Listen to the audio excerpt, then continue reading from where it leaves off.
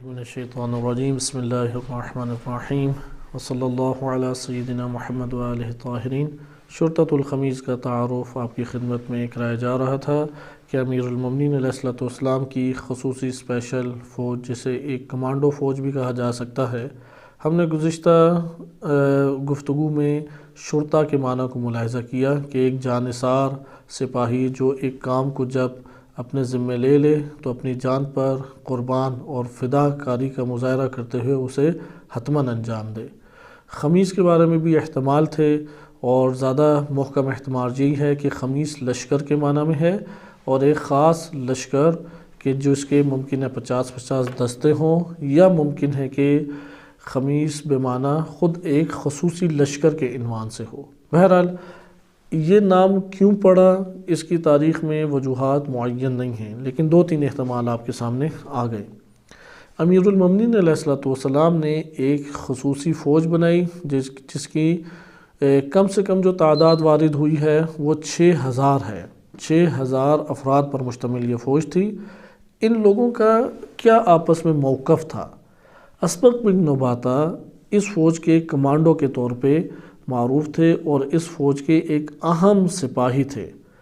اختصاص میں شیخ مفید رحمۃ اللہ علیہ نے اسبق بن نباتہ کا ایک تعارف ذکر کیا ہے، اور صرف ہمارے پاس چونکہ بہت قلیل معلومات اس بارے میں آئی ہیں، مثلا 6000 میں سے 10-12 افراد کے فقط شیعہ سنی کتب میں نام آئے ہیں، لیکن اسی سے ہم بہت ساری چیزوں کو سمجھ سکتے ہیں۔ ان میں سے ایک ہے اسبق بن نباتہ۔ ان سے پوچھا گیا یہ شرطۃ الخمیس کیا ہے؟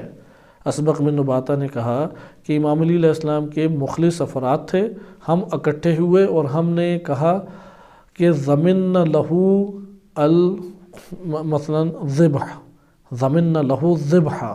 ہم نے امام علی علیہ السلام کو ضمانت دی کہ آپ کی خاطر اپنی گردن کٹا دیں گے، ذبح ہو جائیں گے، آپ اشارہ کریں، ہم اس اشارے کے اوپر فوراً آ کے بڑھ کر قدم اٹھائیں گے، ہم ضمانت دیتے ہیں کہ اپنی گردن کٹا کے آپ کے حکم کی انجام دہی کریں گے، اور آپ ہمیں ایک چیز کی ضمانت دیں، کیونکہ بیعت کی امام نے ان کا ایک تقاضا تھا اور ایک تقاضا امام کی طرف سے تھا، لہٰذا انہوں نے کیا امام کو اپنے طور پہ پیشکش کی کہ ضمن لہ الذبح، کہ ہم ذبح ہو جائیں گے، قتل ہو جائیں گے، گردن پہ چھری پھر جانے کے لیے آمادہ ہیں، لیکن آپ نے جو دستور دیا ہے اسے انجام دے کے رہیں گے۔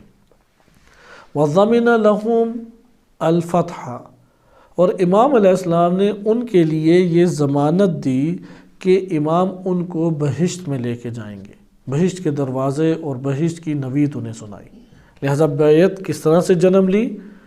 یہ کہتے ہیں کہ ہم اپنے آپ کو فدا کر دیں گے اور اپنے آپ کو قتل کرنے کے لیے آمادہ ہیں، جان داؤ پہ لگا کے آپ کے فرمان کو تکمیل کریں گے اور پورا کریں گے، آپ ہمیں اس کے بدلے میں جنت کی ضمانت دیں۔ امیر المومنین علیہ السلام نے انہیں جنت کی ضمانت دی اور انہوں نے اپنی جان فدا کرنے کی ضمانت دی۔ لہٰذا یہ ہر ٹائم مسلح رہا کرتے تھے، اسلحے کے ہمراہ رہا کرتے تھے، لوگوں کے درمیان رہتے تھے، اور ان کی خصوصی علامات تھی جو امام علی علیہ السلام یا یہ 6-7 ہزار بندے یہ افراد جانتے تھے۔